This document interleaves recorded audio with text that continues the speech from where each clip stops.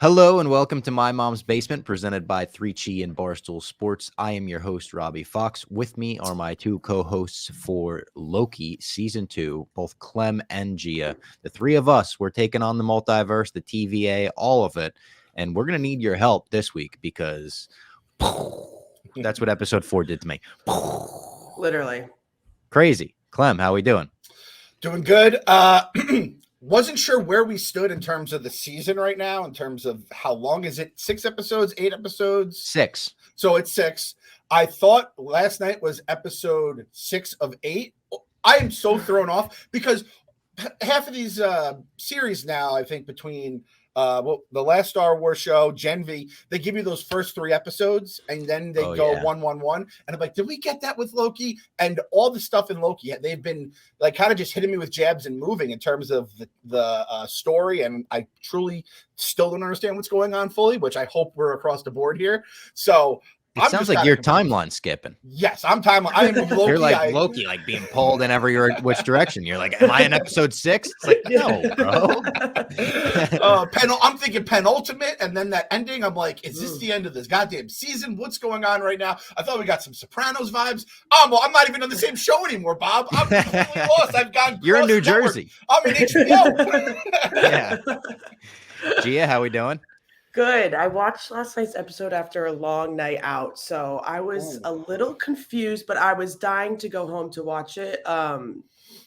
Yeah, same thing. Just kind of, I was confused for like the first half, and then the second half, I kind of everything like pieced together. But I was just not expecting the ending at all, and I kind of just like sat on my couch for like 5 minutes after, and like just jaw dropped, like with my brother, just like, what the hell? Where do we even go from here? The way everything started clicking into place, like you said, in the second half of the episode, where it starts looping back around to episode 1, which, pat on the back for ourselves, we kind of predicted that. We kind of called it. Love when we're right about that, because 99% of the time we're completely off base. I'm sure we've already rattled off some of the most ridiculous theories ever. But when we were right about Loki pruning Loki and whatnot, Brett screws Brett, to use a term out of the WWF, I was so jacked up, and I was so happy to see it all come together in such a organic, natural way where like I literally realized as the episode was going on, like, oh, this is the episode where we're gonna get that. And it looked all weird in the TVA because the loom is obviously shutting down, or the loom is exploding, and the phone call and the way they play the phone call off and everything. I loved it. It was another episode where I'm like, this is just, I tweeted, I think it goes beyond now. What people always say about Loki is they say, this is the best thing that the MCU has done since Endgame. So I think it goes beyond that at this point. I think it's one of the best things the MCU's ever done. I think it truly is. Like the fact that they're able to do an episodic television show that feels as cinematic as their movies. It's amazing. The Loki, so it's clearly, I think, at this point, the best TV show that the MCU has done, right? I think WandaVision was kind of the only one in the mix, and we do forget that it did have some lulls in WandaVision, and the ending was kind of weird. But out of the MCU's, I don't know, like 40-something children, this is one of the favorites. We're just going to say that. I think the 2 last Avengers movies are clearly like, those are the gold medalist, millionaire breadwinners that are like saints as well. And then like a tier 2 down maybe from there, I think Loki is there with a lot of other very good kids, the Ragnaroks of the MCU and stuff like that. So and that's coming with like, we have a lot of shit that I feel like is going to happen in the next couple episodes. So, and it's like, this is just based off of these 4 episodes plus last season. I think there's nowhere to go, hopefully, but up. Also, let's not forget, when Loki was announced as a show, it was announced like in a Comic-Con or one of those slates where they announced a bunch of shit. And I remember we did a show like breaking down what we're the most excited for. I think we were guilty of saying what everyone else was saying, where we were like, Loki's getting his own show. Like, let's make some room for new characters. We've got enough of Loki in the movies. At this point, Loki is like a top 5 favorite MCU character for me, maybe. Like, I cannot get enough of Loki. Shut down all the other MCU shows if it means we can get more Loki. It's crazy how they've flipped everyone on that. Yeah, I completely agree. He's like holding the MCU together. I feel like still like he's like the loom of the MCU. Yeah, he's just like I can't do it no longer. Yeah, I was thinking about that. I was like, all right, so after Endgame, we've had all these things happen, and clearly the next phase is the multiverse. And I'm like, the only thing that I've really gotten from the multiverse is a Spider-Man movie that's on Sony. Right? We don't even talk about Ant-Man anymore on this podcast. And then it's like Loki is doing everything. He's the man. He's like, there's 1,000 Lokis in my mind who's kind of just putting this all together. He is our loom, like you said. And for the record, I think we were like, Tom Hiddleston's awesome, and we love having Loki. It just is like, can we really do a show about Loki? And the answer is, fuck yes, you can do a show about Loki. The more, the merrier, which I'm hoping we get some more Lokis coming up in the next couple of episodes. So knock on wood on that as well. So yeah, lots of fun right now. And yeah, I'm trying to get the mind ready, right? Because we're about to go through a lot of shit, and I'm still kind of lost here, kids. So let's go through it. This episode, like I said, season 2, episode 4 is titled Heart of the TVA. And we get a quick Marvel Studios logo this week. And I wasn't prepared for this little jump that they do. It reminded me of when we went on the Guardians of the Galaxy ride. And I was already feeling a little not great from Star Tours. And I said to you, sitting right next to you with a puke bag in my hands, I said, as long as this ride doesn't go backwards too much, we'll be fine. And it literally shoots you off backwards. I was like, oh no. I started throwing up immediately. That's how I felt when this did that to me. I was like, whoa, we're getting pulled through time loops and we're getting pulled through the branches, and it looked really cool, but I was ready to puke in a bag. How much 3Chi, Bob? Be honest. A little bit of 3Chi. Okay. Just a little bit. You just got a package, didn't you? Just got a package right here. Don't show it on YouTube. Yeah, I made sure to keep it right off camera, but I'm shaking it so you can hear the content. Yeah. And we go back to the place at the end of time, right to where last episode left off, with Miss Minutes and Ravonna having that conversation. Miss Minutes just told her, I know a secret about you, and you're going to be very angry. We were all speculating on what this secret could be. And she actually plays out the scene in front of her. And it looked so cool where she made that little like diorama of the place they were actually standing in. I thought like that's probably the future of action figures right there. When they figure out projection of some sort, you're going to be able to buy your kids like scenes from movies and they could just play with that. Anyway, we hear the audio that we've already heard earlier in the season. The little tape that Loki listened to in the war room. We see this play out between He Who Remains and Ravonna, and they're obviously romantically connected. They're partners in this, which is interesting because we thought Kang doesn't do partners. And she even says when they're reciting the TVA slogan, for us, for all time, always. He cut the for us like Facebook cut the. And he just went for all time, always, wipe everyone's memory. Miss Minutes is like, are you sure? He's like, yep, everyone, her, the whole TVA. And this is like the moment, I guess, where he decides to do it. I wonder how long ago this is. I think it's probably years because heavy spoilers pointed out she's wearing the outfit she's wearing when she like takes Sylvie in as a kid. Oh. And she's not a judge yet. So it's probably at least a decade, 15 years of the TVA, running around with their mind wiped. I was confused because I thought that Sylvie sent her there as like she's stuck there forever. And then she just left very easily. I was confused why Sylvie sent her there, I guess. Maybe just to show her. Like, look at this decrepit skeleton of the guy, you did everything for. Right. Him. Like I did this to him. Like I could do that to you, whatever kind of. Yeah. But I thought I was kind of expecting more of a secret. Was that supposed to be the secret? I think so, that she got her mind wiped because when Loki was exposing that to everyone, she either wasn't around or I think didn't fully like even comprehend what was going on yet. Right. This was probably the best thing to happen to the Kang brand in a while. I thought it was like, this guy don't give a fuck. That's his number one, like, that was the person leading his army, took away, like, basically murdered all the other Kangs, which, like, he's murdering all these other versions of himself. And then he just sends her back, and he's like, let's enact Protocol 42, which I don't know about you kids. I was thinking Order 66. That was pretty much the, hey, we're gonna fuck over the people who think we're friends with them, and we're gonna just completely wipe them out. And Miss Minute was more than happy to oblige. I didn't think about that. I didn't have that connection. Someone said 42 is the answer to everything in Hitchhiker's Guide to the Galaxy, I think. I never saw Hitchhiker's Guide to the Galaxy. I know that's such a nerd thing that I should see or read the book. People love the book, but yeah, I've never dipped my toes in that water. In the comics, this is important. Ravonna at some point is killed, and I think she like kind of haunts Kang in all of his timelines, where like sometimes she'll show up and he thinks, oh, this could work out, and it can never work out. It's like Gwen Stacy and Spider-Man, where like every timeline that shit is just doomed to go wrong. They can never be together. So I think they could be nearing that spot, or it's not always that. It's not always like they get together. Sometimes Ravonna just like kills Kang, or she goes after Kang. Oh shit! I was thinking, is this like a Ronnie Sammy Sweetheart situation? But I appreciate you bringing it to Spider-Man. That's a little more 1-to-1 for the MCU. Yeah, a toxic relationship. Miss Minutes for sure spent a lot of time in the smush room with the way she was talking last week. Is Miss Minutes the Snooki of this comparison right here? She's kind of built like Snooki. She's orange. Yeah. Sorry, Snooki. That was a shot. Oh man, Joey Camas is gonna be pissed if he. I didn't mean to take that shot at a queen of New Jersey. A true queen. Right.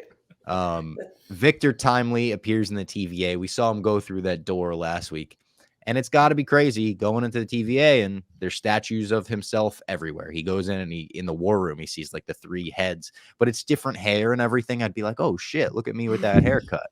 You know, the loom is still also a ticking time bomb. The whole episode, TVA is shaking, and it's like the lights are going like that. It's like, you know. I thought our boy Loki had the craziest mind fuck of like week, month, whatever it's been since he tried to take over New York to now. But getting kidnapped from your timeline, getting sent to some place that's off the timeline, and then just seeing like versions of yourself as statues, as like wall carvings. I don't know what I would. I have the picture Triggs made of me for my birthday. My wife had, she commissioned Triggs to make a drawing of me with like, it's me and the dozen, me eating snacks, all my stupid Barstool variants, I guess. If I saw that in like statue form, I think I'd just have a heart attack and die. So shout out to Victor Timely for like keeping it together enough to seeing like wouldn't that fun? Like, imagine you have Octagon Bob, you have Punk Bob. Like I would much rather see like statues of you. If I woke up and there's statues of Clem all around, all the Clem variants, it'd be like, this world rules. It's basically the Care universe, I would think, right? Yes. Like the universe where nothing wrong could happen. Everyone's just enjoying snacks, watching Die Hard over and over again, watching The Wire. Yeah, it'd be a great world. Just taking it easy. I thought it was interesting that he kind of like, it didn't like get to his head. I feel like if I saw a bunch of statues of me, I'd be like, oh my God, I'm the queen here. Like, I run this shit. But I guess since it was breaking down and falling apart, he's probably like, I don't really want to be the ruler of this place anymore. Do you think this is one of the nicer Kangs that there is out there, Victor Timely? I think really like him.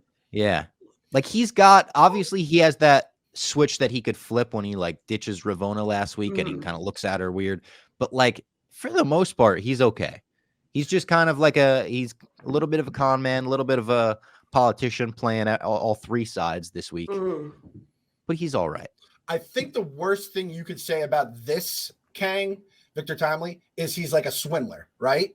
Yeah. I think we're going to look back and be like, man, I miss Victor because these other guys, like, we're going to scoundrel next and then straight up like motherfucker is kind of the 10 out of 10 Kang, the 5 balls Kang, if you may. And I think this guy is like a 1.6, where I think all Kangs at their root are some sort of swindlers, some sort of scoundrels. They don't like partners, so they're always just going to stab you in the back. But this guy, like, how could you be mad at it? It's almost hard to be mad at a guy dressed in like a suit from like the 1930s, right? Yeah. Like, you feel like there's only so much damage. Like, dude, you don't even know how an iPhone works, bro. I can fucking kill you. I know. He was stunned with a coffee machine. It's like, oh my God, give this guy a smartphone. Yeah. Yeah. What was that old Big Cat take on KFC Radio? Like we're smarter than Christopher Columbus because we've grown up in this technology. So I feel like I'm smarter than Victor Timely, even though he could build this entire machine that looks like the Honey I Shrunk the Kids gun.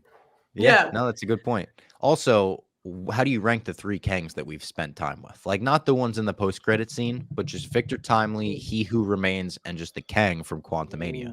Because I would go He Who Remains. I think I go Victor Timely too, and then the Quantumania one. And I didn't. Yeah, I agree. I didn't even hate the Quantumania one. I hate that he lost at the end, and I hate that he like got carried away. He just wasn't that scary. He wasn't. I liked the scenes between him and Michelle Pfeiffer, the flashback stuff, but he wasn't like, he didn't flip that switch yet. He was just kind of a nice guy to her for most of that.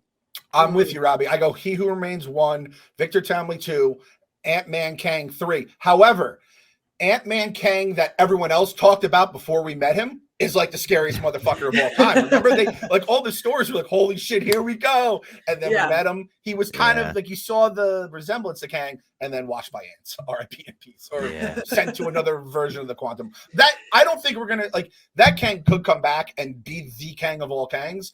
I think he might come back, but at this point, like, he's kind of just a dude who got his ass kicked by ants. Yeah, he better come back way cooler if he comes back. Like way more badass, way more vengeful, killing people right away, not taking chances this time. Like, I'm slicing heads off. Like a mom tattoo, we're talking, right? He has like the little heart and it says mom on it, like that kind of badass. Yeah, get him into the salty Splatoon. Judge Gamble, who is the like short judge who is on our side. We like Judge Gamble. Wants B-15 to go get Docs on our side again. It's like, we could use her, even though she killed a bunch of these fucking timelines, I guess. It was like, whoa, I think she needs to just be done. But whatever. Brad's in the cell with Docs and the prisoners. I thought they were going to start like getting it on the cell because they had that weird connection. But they're not really on good terms right now. She's calling him Brad. She's like using Brad as like oh, really? Brad? And then she uses the X5 again. B-15 does go and try to convince her to join them, but it's unsuccessful. I like the cell that they're all in, though. That orange cell, I think I said it the first week that we saw it when Brad was in there.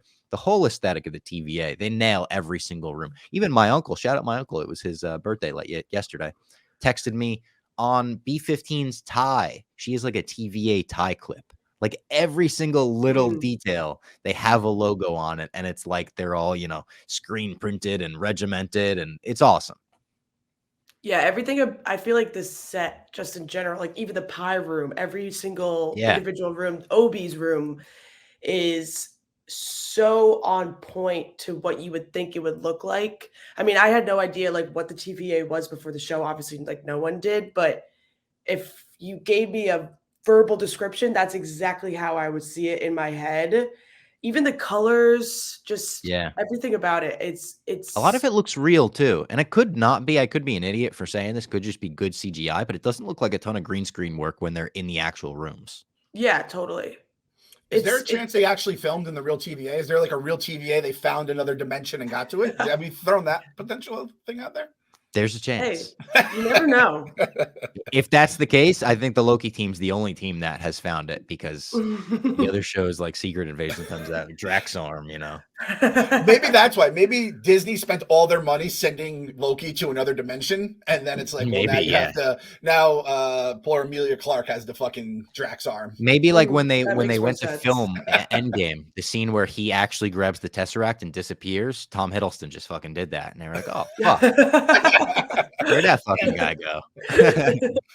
So, okay, I get my numbers. Yeah. Which one is Brad? X5 or X15? X5. X5. B-15 is the one that's on our side that she's, totally flipped since Sylvie showed her real life. Yep.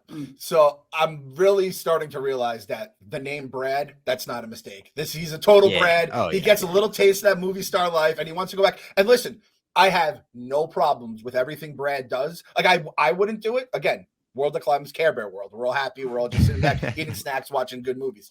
Brad world, he just wants to kind of rise to the top. I do think Brad's going to get his comeuppance, as we said in the comic books. He gets his comeuppance for sure. But it's kind of like in The Matrix when which character was that? Was that Joey Pance's character when he basically eats the steak and it's like, oh man, steak tastes so good. I know it's not real, but it just feels so real. It's kind of like that. Like, I can't even get mad at this guy for being like, yeah, I'm going to murder all my coworkers just to go and, be a movie star and live that life. And listen, you guys, if it happened to me, you guys know I wouldn't sell you out. I promise I wouldn't sell you out. Variant Clem, I can't, make any promises. We had a variant Frank the Tank the other day. I saw that. And he was wearing a Rangers hat, Bob. You saw he was wearing a Rangers hat? Variant Frank the Tank is a Rangers fan. I like that.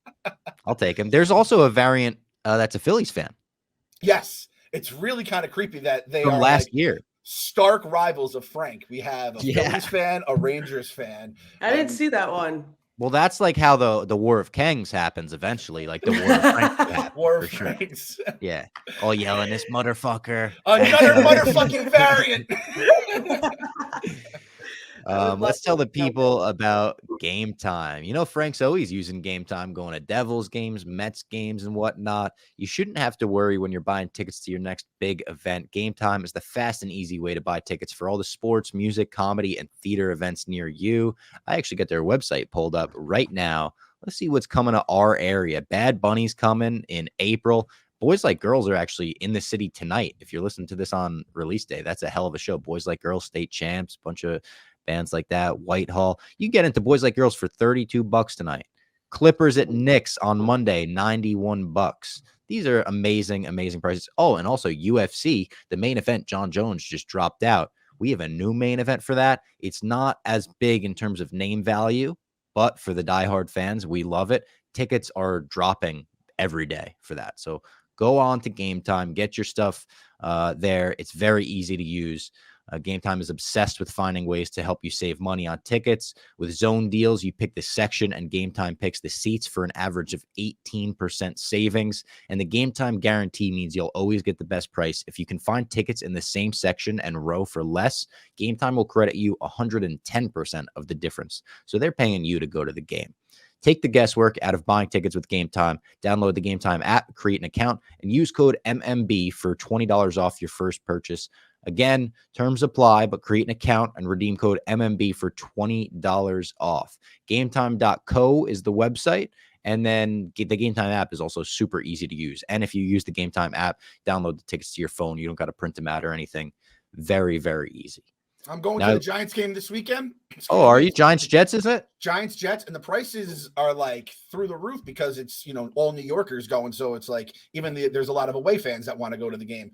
And best prices I've seen, go Game Time, come out. Hey, you get your tickets through Game Time, use the MMB code. You come out, come to the tailgate. L19, I believe, is where we'll be parked. Might be a little rainy. It's all right. We got a tent, have some food, have some drinks, and we'll have a good time. Game Time. I'm looking at Game Time right now. You're getting into that game for under $200. Yep. That's awesome because the tickets everywhere else are crazy expensive. Crazy. Like Glenn said, when it's New York, every friggin' Italian in the area wants to be at that game. Victor Timely meets OB Ouroboros, and I love this scene where they're kind of geeking out over each other because they think that they kind of learned everything from each other. It's as they say, a snake eating its own tail, which is a nice little nod to. That's the definition of Ouroboros. That's what Ouroboros means, a snake eating its own tail. Oh, so right. I thought that was cool. You said that. Yeah. Yeah. This whole scene where they asked to like sign their each other's TVA handbooks. Yeah. Like, I have your inscription. They didn't even say autograph. Yeah, that was very cute. They're very similar, I feel like. So I love that friendship. Unfortunately, it's not a long-lasting one, but yeah. I loved it. And then Bob, I hate to say it, and I almost said I didn't want to say it, episode 1 of this podcast. I think I got to throw my boy OB on the sus list right now. No. Yo, you can't be fanboying out for Kang and then have Kang fanboying out for you, because then I feel like Kang, Ravon is probably his soldier in the field. OB might be his soldier at the TVA. But, and he's like day one dude. But if he was on his side, I feel like he wouldn't have sent him out there knowing that he could have whatever he did. But he was ready to send anyone out there though. Yeah. He was like, someone put that fucking suit on and get out there. Yeah. That is true. He was like, somebody needs to just go out there and run. Yeah. All OB cares about is the loom, which I love. He's like, I wrote this fucking whole book, but I'm just saying also them being like, I love your work, but their work is relying on the other one being born first. And my brain, like snake eating itself, my brain was eating itself, trying to figure out who was born first. I have no. It's all a loop that keeps things going, which, not to jump ahead, makes me wonder if the event that happens at the end is one of those things that has to happen to keep this loop going. Are we still in this loop that's all in the same? I don't know. Let me ask you this, Gia. Is someone as pure as OB signing off on Kang anything like Taylor Swift signing off on Maddie Healy? Oh, I don't know. Do you think the OB stance would be like, no? I think yes, honestly, like everybody has that moment where you gotta go where you think you could change someone, maybe make the bad boy into a good guy. But if Taylor Swift can't do it, then nobody can. So I don't think Opie could do it. All right. All right. OB tells them the new plan. So they need Timely's aura. They still need Timely's aura, but that's just to open the blast doors. I thought once we got Timely's aura, everything's going to be okay. That's not necessarily true. Just to open the blast doors. And then someone has to go out like Mobius did in the big bomb suit. There's much more temporal radiation, which teases the little spaghetti incident that we get at the end of this. Victor takes the skinny, like the spinny merger, did he call it, thing out? It kind of looks like the thing that he gets kicked into in Quantumania. It kind of looks like the thing he had in his time chair, spinning around. It's supposed to help. He says this is his life's work. It's his greatest invention. And they get to work while Mobius is like, all right, let's get some fucking pie. And Sylvie's pissed when she hears that. She's like, you're going to get some fucking pie right now. She roasts him for never going back and looking at his variant. It's the second time someone has roasted him over that this season, which I think has got to be, you got to be showing us that variant episode 5 or 6 at the very least, especially last season. The whole season, we were like, when's he going to get his friggin' jet ski? I think it's going to happen in season 2. So I don't know. But I liked the whole exchange between Sylvie and Mobius. I like that they're getting more scenes together this season. Do you think that they're going to see Mobius's variant and like he's not going to be a good guy? Oh, that would break my heart. I feel like that would be a really big twist. But I mean, maybe he's like, yeah, like I want to stay in this life because that guy sucks. Maybe. Yeah. He like drives his jet ski and then throws like the plastic bottle holders into the ocean to like get on dolphins and kill them and stuff like that. He's really the worst of the worst. He doesn't cut his rings, after his six pack. I could see that. I could see that now that you're saying it. I never thought of that prior. But how are we gonna stick with the Mobius that we, or is he gonna like he's got like a wife and kids? And is he going to want to also go into that life? Or are we going to have to be like, almost like we gave up Baby Yoda at the end of season 2? Are we going to have to give up Mobius? Is he going to be our Baby Yoda? Is Luke Skywalker going to come out down de-aged and just take him like a baby out of there? That is a scene that would definitely make me cry. Like Mobius, like seeing his family and like saying goodbye to Loki. Like, I'm sorry. Yeah. Oh, have they played? Have they played the wife and kid card on us yet? I don't think they have. Ravonna was like a teacher. I don't think they really have. Not Loki, at least. What's her name? Or Brad was a movie star. X-15. Did we actually see what she did, or was she just out at like a dinner date? Or no, we saw Sylvie out on a dinner date, right? She was like on a rooftop or something in New York. Oh man, I know what they're gonna do to us. This is gonna be really messed up. Oh no, it even makes sense about the water.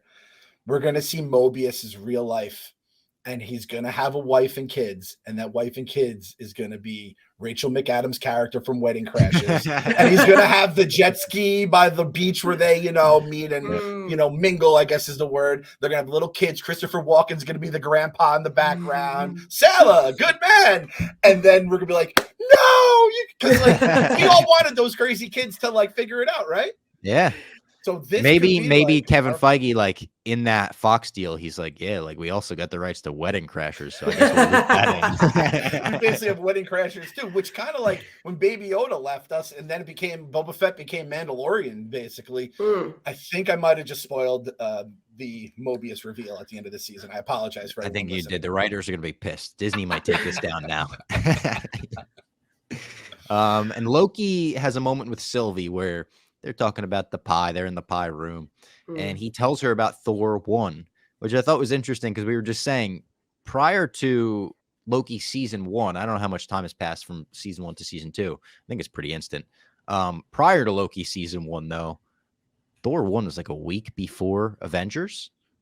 So he's getting pulled out of the Battle of New York a week after Thor 1, and then immediately into this TVA world, which is crazy. That's kind of a recent memory for him. He says, he's like, yeah, one time Thor was banished from Asgard. It's like, wonder who did that. And Thor really grew while he visited Earth, and he thought he got soft and he thought he got weak, but it wasn't weakness. And this is when Sylvie's talking about like, I thought I could kill Kangs, but that one looked scared, so I couldn't kill him. Maybe I'm getting weak. He's like, you're not getting weak, you're just growing. And Sylvie has a line where she's like, we should just burn the TVA down, start from scratch. And I loved this Loki exchange. It actually reminded me of our good pal Clem right here, where he's like, hope and rebuilding is hard. Giving up, annihilating is easy. I want someone to put Frank the Tank's head on Sylvie and put Clem's head on Loki. This is them talking about the Mets every fucking season, over and over. We're in a time loop every season where I hear this. Oh, Frank wants to just destroy it all, take them out of the league. He said by 2026 they're going to be disbanded. He wants to annihilate them. And of course, KFC and Clem, they're like, you got to trust Steve Cohen. It's a rebuild where you got to have hope. We're trying to get there. You can't just be, poo-poo and everything. Clem, did you feel similar vibes? Is Steve Cohen my Kang? As you say this now, he might be our Kang. Shoot, I'm kind of at a loss. When he said "we are gods," that was an incredible line. I feel like that's like a meme. Mic drop. That was a great line. God, and he's like, "We are gods." We are gods. Like, but they are. That was back in the day too, which I forgot. This was Loki. I thought Loki was talking about Thor post Ragnarok, but he's talking, like you said, Thor post Thor 1. Which, to be honest, if you go and you're hooking up with Natalie Portman, your legs are going to be weak. That's just she weakens the yellow knees, legs. Man. That's what she turns them to jelly, right? Is that what Thanos said? So I completely had my timelines off there because I'm thinking around Endgame Loki. No. This is Avengers 1 Loki. So that's a great call, Bob. I forgot completely about all that. Yeah. It's hard to remember that that's the time that we're in. I always feel like this is happening past like Spider-Verse, but no, this is happening so much before that. It also makes it hard to remember. I wonder, and by the way, the writer Eric Martin, we were tweeting last night, and I said, we would love to have you in the basement, when this is all said and done. And he was like, I'm there. So we're gonna have the writer of Loki come on and talk about Loki season 2 with us.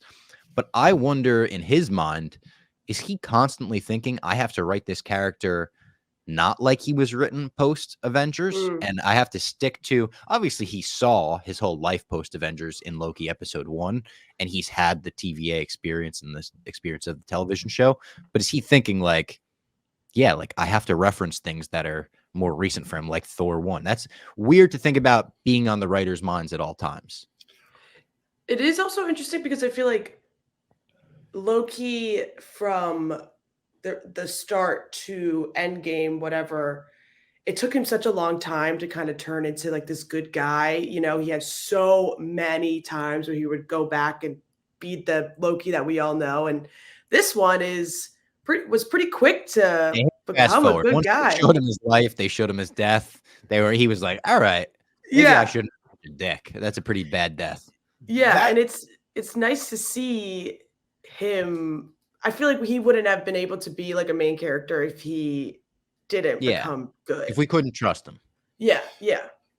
Loki's the wrestler that, excuse me, when he's a heel and just a straight heel, he doesn't have it. But when he's kind of that gray, that's when he gets the real, Mankind kind of. I compare him to Mankind. I love that. Great comparison. That was my number one favorite guy back in the day. But this he was just on Hot Ones. He was great, by the way. I saw that. Out. Yeah. I couldn't believe it broke him. I couldn't believe I was like, I finally saw someone that hurt Mick Foley, and it was a chicken wing.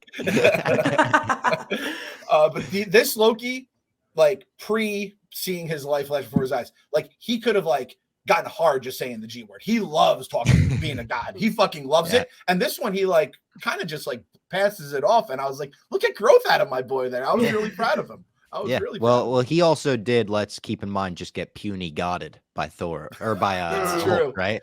Just got puny. When you get that puny godded, damn. He's still probably in the concussion protocol if this is the NFL. In terms of the time since he's been puny godded and the amount of the concussion he took. Yeah, I think that's fair. Yeah. Let's tell the people about C4. Speaking of wrestlers, speaking of Mankind, speaking of all this stuff, get yourself some C4 Ultimate Energy and unleash your inner WWE superstar. WWE and C4 Ultimate Energy have teamed up to provide ultimate undisputed energy, packing a powerful punch with 300 milligrams of caffeine and delicious WWE flavors like the Ruthless Raspberry and the Berry Power Bomb.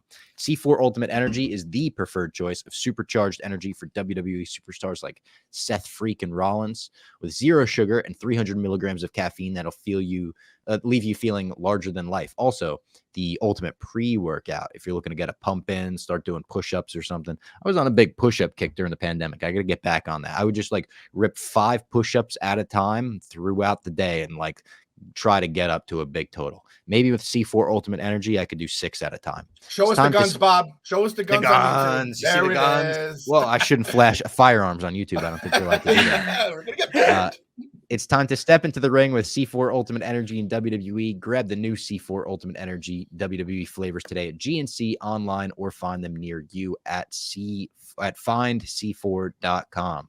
The stuff is great. It truly does taste great. I'm not always like the biggest like energy drink guy, but this completely changed me. It's delicious, 0 sugar. You can't go wrong. Ravona and Miss Minutes then appear in Brad and Doc's cell, and they also want Doc's on her side. And when they first proposed the plan to her, I for sure thought Doc's and all the prisoners were going to be on her side.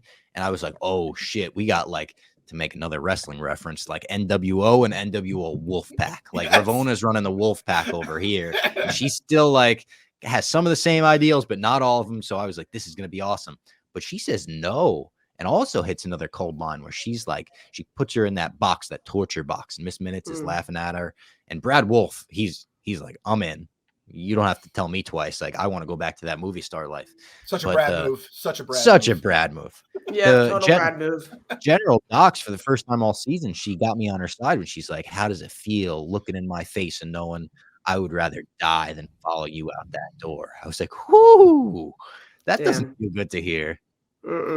Did Doc's is it just my imagination, or did she bump up the accent during that scene? She might have bumped up the accent. I feel like she sounded like the Cranberries singer, rest in peace. Dolores, was that? Am I right about that? I believe so. Yeah, she kind of like, and I was like, and I put in my notes, I go, are we a Docs podcast now? Because I'm like, the way even before the box scene and that killer line, which was a great line, I was like, I think I want to put my flag and be like, I'm pro Docs now. She's not just the breastfeeding mom who's breastfeeding like a 12-year-old. I kind of want to ride with her, and unfortunately, we couldn't put our flag down before. No, you put the Grim Reaper friggin' stick in her. Is what you did. The scythe, I believe that's called. Is that what that's called? We have one outside our house. It's Halloween. Not a real one. Halloween decoration. Not a real one. That would be very odd. It is October 27th. Yeah.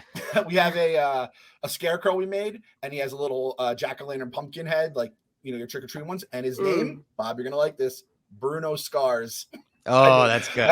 That's a dad joke name by myself. That was me. I really like that. Yeah. So I mentioned this on the podcast last week. Next week, I'm going on vacation to Cancun. It's like a big thing that my girlfriend's friends do and whatnot. I'm going to be in Cancun on Halloween. So that's going to be an interesting vibe at an all-inclusive resort in Cancun on Halloween. Do they celebrate Halloween in Mexico? I don't know. So because they have Day of the Dead? Day of the Dead, but that's De la Muertos? Is that Cinco de Mayo? So oh my God. If you Google Halloween in Mexico, which I just did, you get some spooky little ghosts come up your screen, which is awesome. So anyone, I imagine if you just Google Halloween, you'll probably get that. According to this, Halloween, aka Dia de las Brujas, is held mainly as a children's festivity in Mexico on October 31st. Right, it is also overshadowed by the Day of the Dead, Dios de los Muertos, which is All Saints Day, November. Which you'll be down there for as well, I would imagine. So you're going to kind of get both sides of that, Bob. When is Day of the Dead? It says November 1st. Oh, then yeah. Yeah, November 1st to November 2nd. Robbie, you're not going to like some abuela's house in the middle of some random remote Mexican town. You're going to a resort where there's be a lot of Americans. There's going to be a lot of candy. There will be a lot of booze treated as candy. I can imagine you will not even know you're out of America. I hope some White Lotus shit goes down. I don't even know what that means. I didn't even watch the show. Come back to the podcast with like a murder. Oh, not me. Day of the Dead. No, not a murder. I don't wish him on murder, but like maybe just like an attempted, and they get out of it, and then we catch the killer at the end, and we take a mask off their head like Scooby Doo. Would have gotten away with it if it wasn't for fucking Robbie Fox over there. Yeah, I get hailed as like King of Mexico. I would have just wanted cocktails that tasted like Reese's peanut butter cups on Halloween. Robbie wants a murder to take place. Not a murder. I said We are I not said the a, same. maybe a murder Attempted. mystery type thing. Yeah. Killed Listen, killed via cube has to be the worst way to go. Listen, before I get canceled, yes, let's get back to Loki. Killed via cube is very, very bad. Especially as they were going in, you could hear the screams and Miss Minutes just looking on and like smiling the whole time. I hate her. I got a screen grab. Oh my god, you got the screen grab. Look how creepy that I want to make. That's like a meme where it's like when I'm watching and it's just she's like eager. I don't want to say this, but she has my brain warped now. She's getting horny watching people die. Like she gets off on that shit. She's a sick fucking clock, man. She's a perv. She's a little pervy clock. Freak. She's a freak, and she needs to get her comeuppance. I really hope she gets her comeuppance, please. I guarantee when Miss Minute, this is I know a dated phrase, but when she would do Netflix and chill, she'd watch the Saw movies. Like that's the kind of shit she would like have her like boyfriend watch with her. She's creepy, man.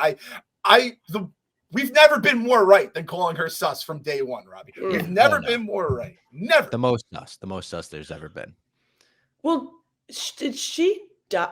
Like when she like kind of like phased out or whatever, like was shutting down? Do you think that's like the end of her? Oh no! Oh my! I don't think the end of her. That's not the end of her. But it might be the end of that version of her.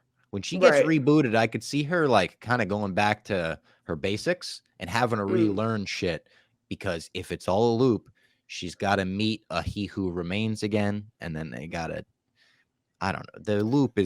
The loop hurts my brain to think about. Same.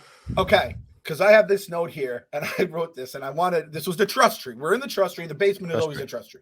I have no clue about the loom and the multiplier still, and I don't know. I'm just nodding my head and smiling, being like, yeah, okay, no, Clem, same. Alone, right? I really don't understand when they use like the complex words. I get the gist, but I don't really understand like the details of what is which and why I know the loom is important and like it holds all the timelines, but like I don't understand the concept of it, if that makes sense.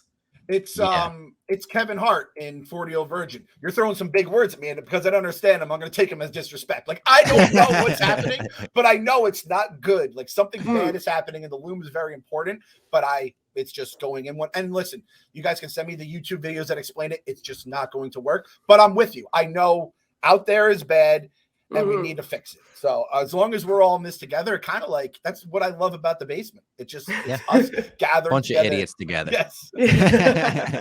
But Miss Minute, I think we might actually like early version Miss Minute 1.0 might be like just like a nice innocent person with like a southern. She's like a college girl, like a freshman in college, hasn't had the world go crazy on her yet. It's like, oh, that's Miss Minutes. And by the end, she's just like the queen of the sorority, and she's like Regina George, just like killing people. So this is an awesome sequence. It starts with like a funny, like Kang's device works with OBs, and then they start getting fixated on this hot chocolate machine, this coffee machine. He's like, what is that? It's hot? How is that? So he wants someone to bring him to this machine, a TVA agent who we saw last season prune Mobius. He's eventually the one who brings him, and he gets pruned by Ravonna. Ravonna now like corners Kang. They take him to the war room, council room. He's clearly trying to just like get on their good side, get on Loki and Mobius's good side. He doesn't know who's really in charge here, so he's just like trying to save his own life. And then when Loki goes to look for him, he sees the version of himself from episode 1, and everything falls into place. We realize what's happening. Loki realizes what's happening. He has the prune stick with him. He's like, oh shit. So he prunes himself while Sylvie, she's also stuck in the elevator, trying to claw her way out. And she gives him that look. So, oh, there you are. And then she's like, prune yourself. He's like, it'll all make sense later. Like, we just gotta get through this. The phone's still ringing, and the phone was so ominous in episode 1. Who's calling on that phone? What is it? It's just OB. And I love the way they shot it too, where it's like a shot of them, and then as they like answer the phone, it like drops and it looks up at them. I was like, some sinister shit's about to happen. It's like, where are you guys? We gotta get down here. Love OB. Anytime you insert him into a scene where you think you're about to get something bad, it's just like an immediate sigh of relief.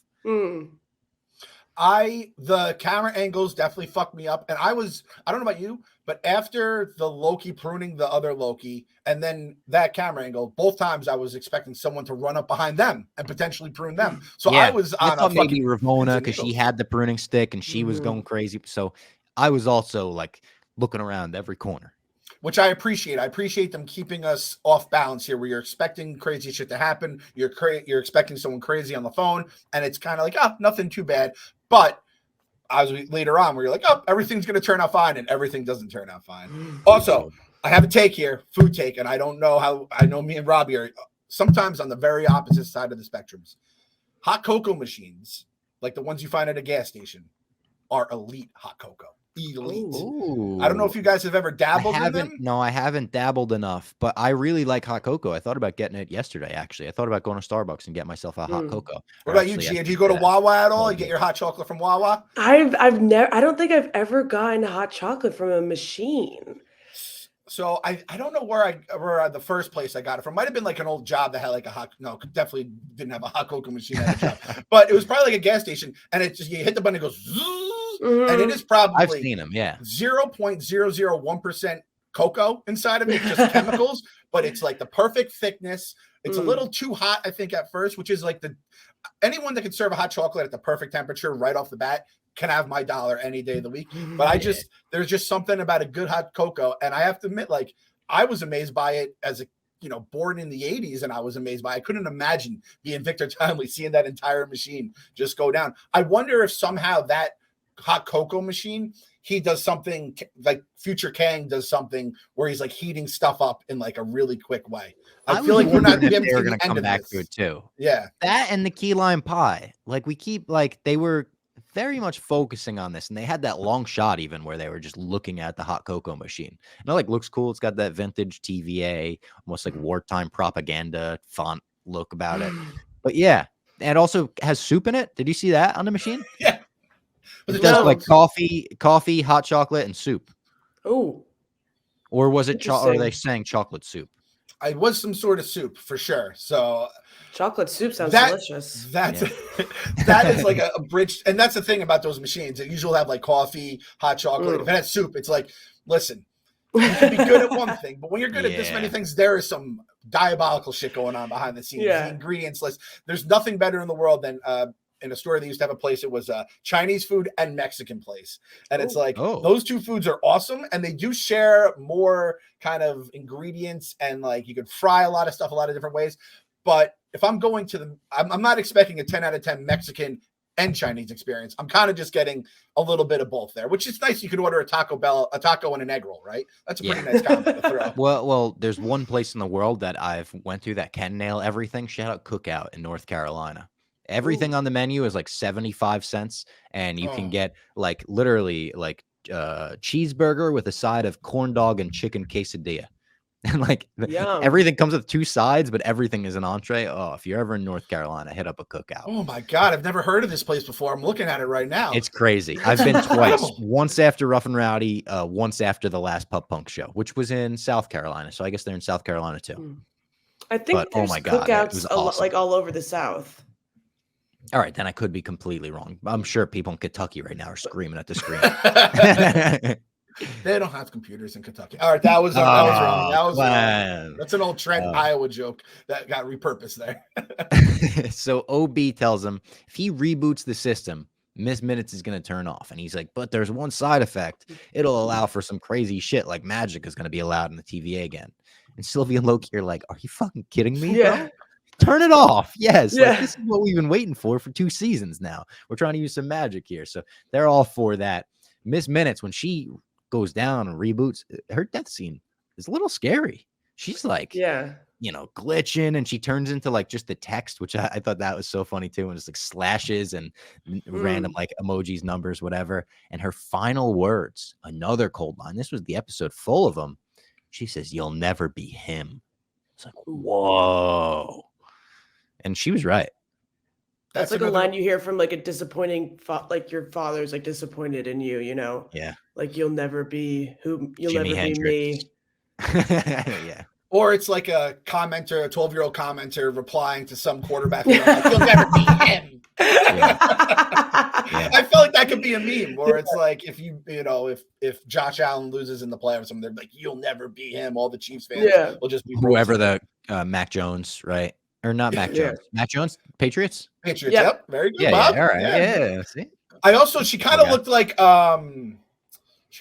Gus from Breaking Bad with the half face when she right before she goes out. Like the one eye was kind of just like cratered out. And she has had the wildest fucking arc. She was terrifying there. And she's a fucking cartoon clock. I can't believe what they've done with her.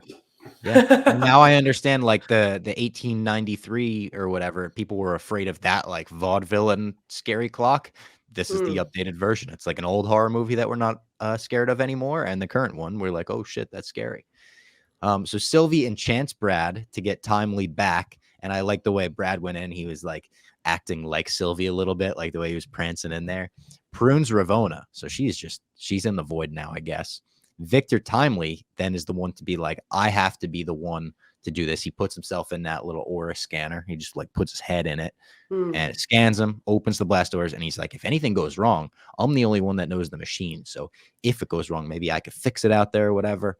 He goes out there, immediately turned to spaghetti in one of maybe the most shocking scene of the season. Like I very much thought, all right, we're at the end of the episode. He's going to fix it and we'll get on with the next thing. Cause a lot of these episodes have been a little bit self-contained. Like the first episode, they solved the problem and it's like, obviously there's stuff to go, but it felt like the episode came to an end at the end. This one was just like, oh, it went wrong. We're fucked. And then the loom explodes. So yeah, we're fucked. And the way it goes to black, it was like they stay on black for a while and then the credits just hit. Like, what's going on? I was shell shocked. Literally, it happened so fast. I just wasn't expecting. Like, it's so sad because his like last like yell or whatever. Like, it was like it happened so quickly, but it still had a really big emotional impact. I feel like I had to rewind because I was like, did I just see that correctly? Like, I can't believe that just happened. Second person to get spaghettied, him and John Krasinski. Right. That's what my brother pointed that out. He was like, he didn't like evaporate. Like he had that same type of spaghetti. That was that. And they're like, Wanda what happened to him? that And they're just like, he's gone. It was it was. Yeah. So it was just super unexpected. I kind of loved Victor, so I was sad. Yeah. So I was just shocked. It was gnarly as fuck. Metal, Bob? Is that metal? Confirmed It's metal? metal. Turning into spaghetti from a radiation blast. However, I'm like, the fact that he was so like, I have to be the one to go, and he's definitely the smartest guy in the room. I mean, him and OB are kind of like the same person, but they're both super smart. But the fact, if you let the super evil guy that is going to take over the entire universe go, and you're going to say he's going to go out to the super dangerous situation, and then he turns into spaghetti, which granted is not the typical death. We didn't see him just literally like his heart explode or like a, stabbing to the heart. I feel like there's potential, like he just turned into a timeline, or I'm not saying this is definitely going to be the case, but I'm just going to throw it out there that like maybe he's now not like physical matter, but he's part of this whole thing. And this is going to be the thing that gets all the Kangs to like all fuck shit up. I feel like L3 turns it to the Millennium Falcon. Yeah, perfect way to. I did not see a Solo reference being brought up on the podcast today, but I do appreciate it as much as I can appreciate a Solo reference. But I do feel like there is a chance that, like, unless they just were like, listen, throw that book to Victor Timely, that fucking bum is going to be the guy who's going to get this all started, and he was just like the sacrificial lamb. Definitely in the cards, but I think there is a chance that like he knew what he was doing going out there, just because Kang's brains work like 17 levels above mine. So I'm just throwing that out there. It also like kind of shocked me because when he walked out and he turned to spaghetti, Obi was like, "Oh, like the radiation is too high." They were like, "What happened?" And he was like, "Oh, the radiation is too high." He's like, "How did he not know that?" Like I feel like he knew everything. Thought into that. Yeah, they really thought about every way the machine could go wrong, but not like, what if it's just too much? Yeah, I felt like that was kind of sketchy because it was sus. That's the sus look from Clem. I think the signs are all pointing to Obi being sus. It just blows my mind that I'm Team OB. knows I'm not everything, but sus. he doesn't know that the radiation's a little bit too high. Like it just doesn't check out. he doesn't go out there. You know, it's not his fault. He's Bob's chilling an in the OB basement. apologist. He sounds like you're talking about Daniel I Jones. am. I'm like, come on, he doesn't have a line. He doesn't have receivers. And everyone else is just shaking their head at you. But like Kang is also, or Victor Tomley's also super smart too. Maybe he's like, these fucking idiots. It's not radiation. That's fucking spaghetti stuff that's going to just turn me into some like other being or send me to another timeline. Falcon. Yeah, exactly. The Millennium Falcon. He's like, have you ever heard the story of L3 the Wise? Let's also tell the people about Every Plate. If you're hoping to budget your food expenses this fall, which I am, get more bang for your bite with America's best value meal kit. Every Plate is 25% cheaper than grocery shopping with no hidden fees, so you can count on great value week after week. Plus, only pay for what you need with pre-portioned ingredients. Balancing your busy to-do list this fall, get Every Plate and take back your time with fewer trips to the grocery store and get meals ready in 6 simple steps. They plan the meals and deliver the pre-portioned ingredients right to your door, so you're not going to have anything left over afterwards. You use everything they give you, and give yourself one less thing to worry about this fall. Every Plate is so good. The meals are actually delicious. Everything I've gotten from them is so good. It's 50% cheaper than your average fast casual meal, and it's the easiest way to eat affordably. You can get started on Every Plate for just $1.49 per meal by going to everyplate.com/podcast and then entering the code 49basement. 49basement. It really is delicious stuff. And like they said, it's 6 steps, easy to make. It's a fun little date night. If you want to make something with your girlfriend, you're making food together, you feel better because you made the food and then you're eating it. Every Plate, thank you for sponsoring the program. I don't know what we're going to do next week for the show. We might be a little delayed because of this Cancun thing. Glenny Balls was calling me Bob Coon. He was saying you're just going to go to Cancun and become a different guy, bring Hawaiian shirts, drinking mahi mahis. Is that a drink or is that sushi? Mai Tais? That is mahi mahi is a fish. See, that's how out of place I am in drinking Cancun. Some fish. Drinking Yummy. some fish on the beach. Yeah. Mai Tais, Bob. Mai That's the word you're looking for. That's what my girlfriend said last night. She's like, you're going to be drinking Mai Tais, having a good time. And I took that as I'm going to be drinking sushi. But yeah, frozen drinks, Bob. Get some we're frozen drinks down there. Frozen drinks. I love frozen drinks. I want one with an umbrella in it. I'll tweet it. I'll be like, look at me on the beach. Oh, pina colada with an umbrella. Ooh, that sounds amazing. I'm going to get that. But if we're a day delayed, it's because I'm living it up in Cancun drinking fish. And the more exotic the drink, the better too. When I went to Disney, we went to it's the Polynesian restaurant. I can't remember the name of it off the top of my head. And I drink out of a coconut. So like if there's something out of I drink out of a pineapple. I drink out of a pineapple. If there's anything you're drinking out of fruit, I'm allergic to fruit, to be honest, but I would risk it. Are you large is allergic to fruit? I'm not like deathly allergic. It's just like makes me itchy and shit. Large, he can have it baked, so we can have like an apple pie, but he can't eat an apple. So you're the same boat? Yeah. Wow. I didn't know Large was in that boat with me. 2 weenies from Jersey that just can't eat any kind of fruit. Who would have thought?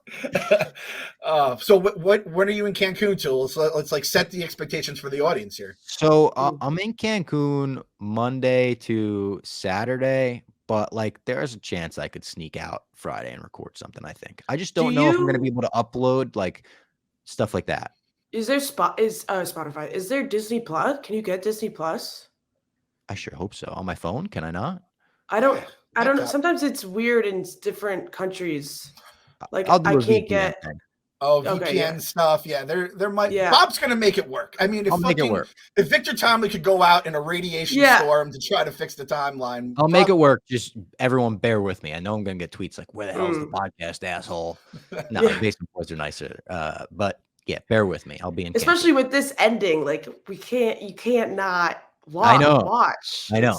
The cliffhanger was way also, too good. The people I'm going with are Marvel fans, so maybe I'll try to like arrange like a little like showing. Watch party. It's not like trying to get like a movie night on vacation because I'm only asking like 50 minutes out of people, you know? I'm trying to think, did we get a podcast recorded when I was in Disney? I was like, if I could get I don't know if I might have did it. I think I got home that Friday for the podcast. Yeah. But if I could find a way to watch whatever goddamn show was out in April, you'll find a way to get 15 minutes. We did WandaVision podcast when I was in Saudi Arabia. We can figure it out.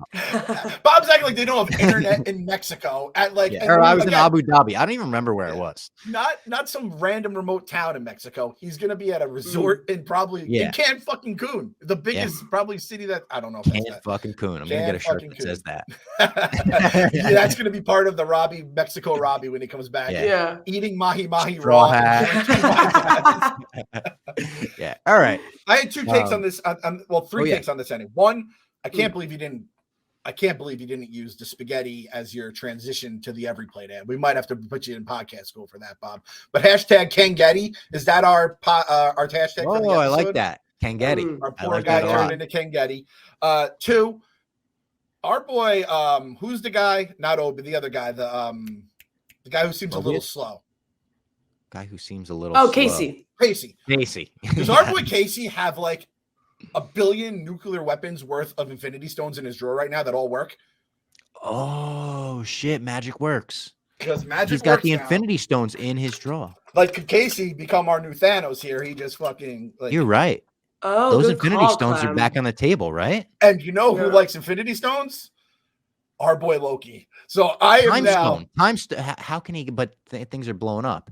How can someone get that time stone and fucking turn things back? That's true. So yeah, basically Loki's doing the oh fuck, my world's about to end camera zoom in on his face. He may not have time to get an Infinity Stone, but Infinity Stones are live now. So the live bullets are being fired now. So just want everyone to keep that in their mind. There's a chance nothing comes from it, but I love the Infinity Stones, and it feels like Marvel has one more Infinity Stone like trick in them. And then I don't know about you guys, but with that ending and it just going black, which by the way, Sienna was watching with me and she was so confused. She's like, first of all, she hasn't watched this like episode 1. She goes, Dad, what's going on? I go, I cannot possibly explain this to you right now. I don't even know what's going on. And I watched every minute and podcasted it all. But it went black and she's like, is the TV broken? And I'm like, my sweet summer child. You don't even know. This is a cliffhanger. This is how it grows. So I was then diving and I'm like, please God, give me the post-credit scene. And I was really hoping for one, and we didn't get one. And that one hurt I did the 10-second skip ahead through the credits. It felt like those credits went on for 30 minutes. I was just like, please give me a little more. I was like the Dave Chappelle, like, you got any more of that Loki? Like, come on. That was the podcast for this week, though. Thank you, Clem. Thank you, Gia. And thank you, everyone that listened. Make sure to hashtag Clemgetti, not Clemgetti, Kengetti. I don't want you to turn to spaghetti. No. Kengetti. If you made it to the end of the episode. And next week, we will be back, maybe a little later, because the whole Cancun thing, for a penultimate recap of Loki Season 2.